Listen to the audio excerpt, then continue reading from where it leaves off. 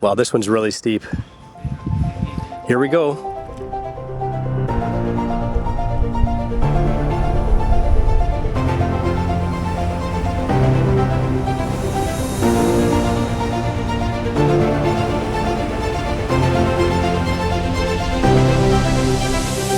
And finally, a way out.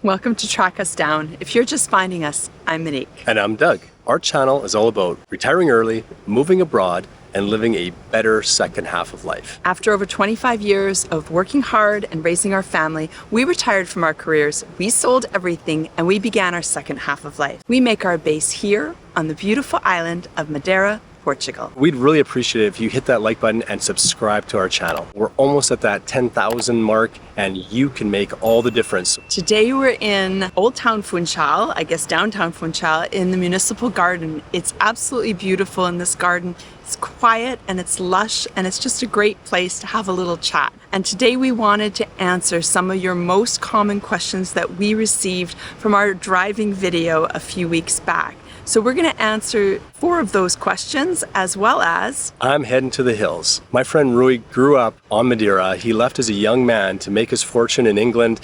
He lives there with his family, but he's back here often. Madeira just keeps you coming back. He offered to take me up into the mountains to show me the less scenic drive. We did a video a while back where we drove around the entire coast along the ocean. Today, I'm going to head up into the hills with him on some of the roads that the average tourist just should not head to. It's going to be a lot of fun. Let's go.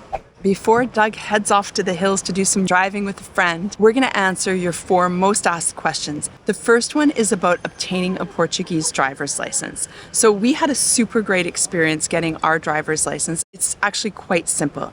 If you are under 60 and you have a driver's license from another country, you actually have 2 years where you can use your driver's license without having to get a Portuguese driver's license.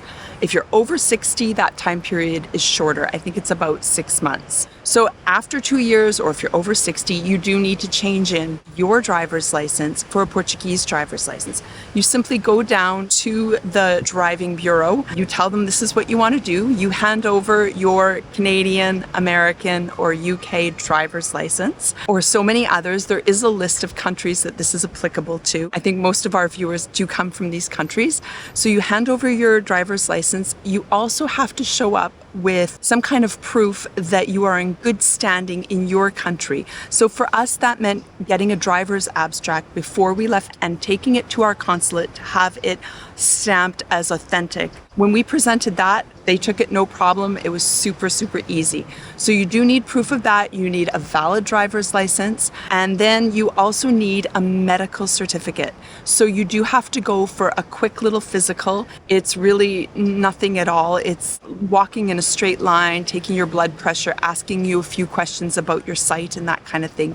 So you do need that medical document that you can obtain when you go to a doctor here. So you have those 3 things, as well as 30 euros, and they take your picture. 6 weeks later, you have a Portuguese driver's license. Well, I didn't really want to give away my North American driver's license just yet, so I obtained a spare one. So I came with 2 and I gave in 1. I just have 1 just in case. But I'm ready to get rid of that now too, because we're not going anywhere soon. I'm pretty happy being Portuguese here and driving as a Portuguese. Another question that we often get is, what is the entry-level cost for an electric vehicle?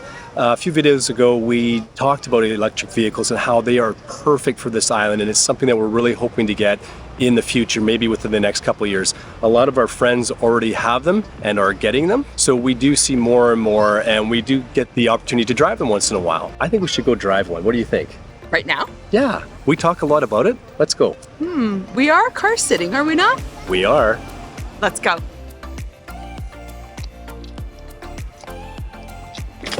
All right, let's go. I can't even tell this thing is on. How come it's so quiet? Because there's no motor, there's no vroom vroom. If I come to a stop, it's just so quiet going by.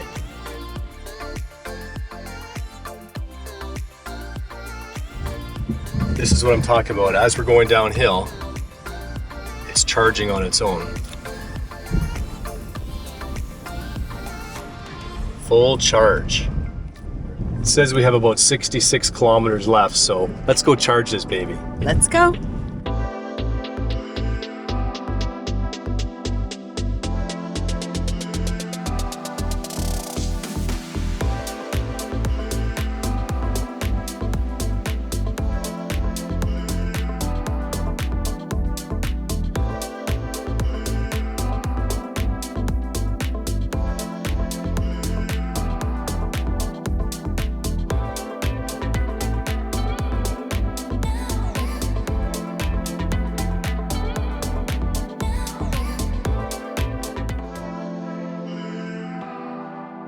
Right now on the island, because it is an island, cars in general are more expensive. We sure noticed that as soon as we moved here. We had money set aside for a car and we had to add to it because cars are more expensive. It's an island. Entry costs for an electric vehicle here run normally around 19,000 euros. However, you can get it cheaper on the mainland. We have friends who bought one on the mainland too, actually. Yeah. The first one they brought over, and when they went back to their country, they sold it for a profit. And now they have another one here. It was about 14 or 15,000. So I think if you do buy an electric vehicle, maybe any vehicle on the mainland, you can save about 4,000 to 5,000 euros and then ship it over for 600 euros. So I think it's really worth it. I really like electric vehicles. They're actually so much fun. The next question we had was, are there any rebates for purchasing an electric vehicle? And there are in Portugal. It has to be new. If you buy a brand new vehicle, electric vehicle here in Portugal, there is a $3,000 rebate that you can receive. One vehicle per person. You can't go making a business out of it. That is what you will receive for buying a new electric vehicle. If there are any further rebates that we're not aware of here in Madeira, please let us know, but that is what we've heard so far. I thought I heard one time that the Madeira government offered a percentage towards EVs, but that might be the one you're talking about, the 3,000, and that's for the whole country? That's for the whole country. We obviously have not purchased an electric vehicle yet, so we haven't gone through this process, but we'll see. And the last question that we get asked often, and we're going to address today, is the cost of registering a vehicle and the cost of insurance. And I think you might be shocked. Back in North America, we're used to high insurance rates, at least where we're from. Whether it's a house or a condo or a car, the insurance rates are so high these days, but not on Madeira. Here on Madeira, to insure our car, we're paying about 14 euros per month, and that is total comprehensive. It's a 2018, so it's fairly new, and that covers everything. If a Madeiran bug flies into our windshield and cracks it, that's covered. Theft, damage, anything like that. I couldn't believe everything that was included with that. So the insurance is cheap. We use Fidelidad, but there are many to choose from, and really it's not much different at all from North America. You buy your car and then you head straight to your insurance agent. They all look the same.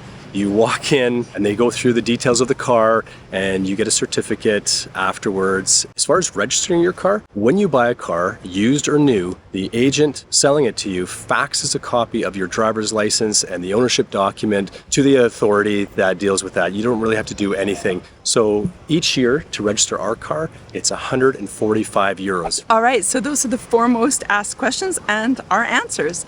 So it's time for me to do some shopping and for Doug to head off to the hills. I'll meet you back here. Yeah, have a good time. Drive safe. Always. It's Madeira. A huge thank you to my friend Rui for taking some time, giving me some of his time today to take me up in the hills and show me around. I never would have found these places on my own, or I probably would have got stuck or driven off a cliff. You really got to know what you're doing when you get up onto some of these roads. Maybe have a look at the map beforehand. A lot of them, as you can see, have no railing at all. It's just a sheer drop, a concrete path with no railing. And they come down off these steep roads onto the main road. It's kind of interesting when they see them coming out of their little laneways out onto the main road.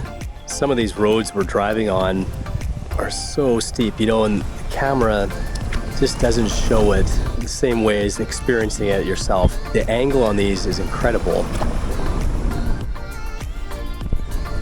So the road is old cobblestone and it gets narrower and narrower, and we have a split off that goes down. So Rui is going to take the safer route, if you can call it that.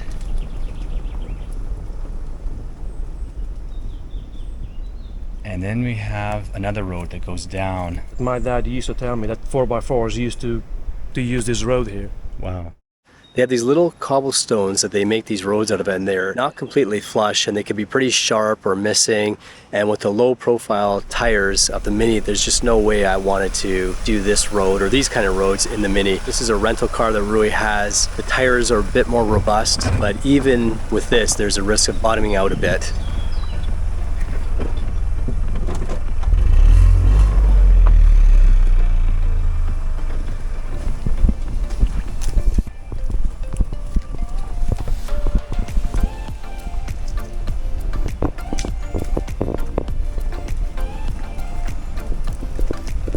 Rui was able to show me some of the areas around where he grew up and had some interesting stories about what it was like growing up around the Rebates, for example.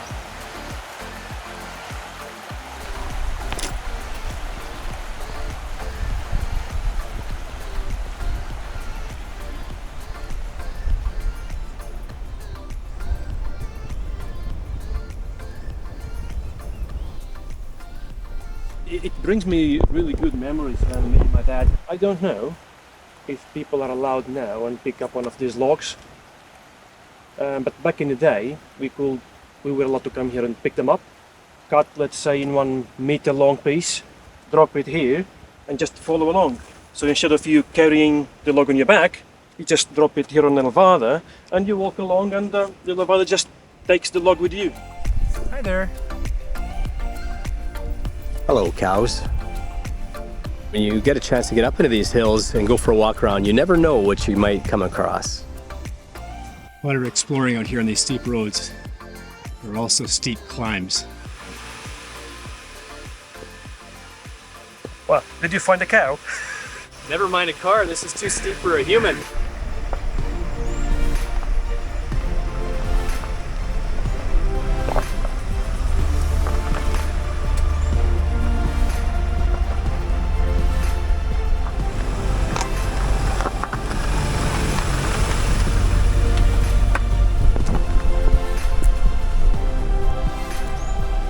You know you're on a very steep road, probably one that you shouldn't be on, when there's stairs that come down the middle of the road.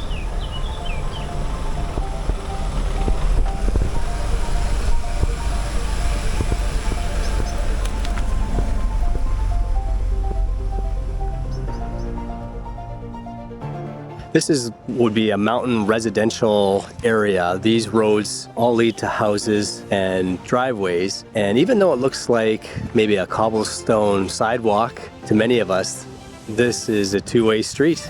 And we didn't run into any cars this time, but it'd be interesting to see if you're halfway down, another one's coming at you halfway up. One of you has to find a way to back up and get out of the way. And it's not as easy as it sounds, because they have these gutters that run along both sides of the road for the water, and I would hate to put a tire into one of those at any kind of bad angle or any kind of speed.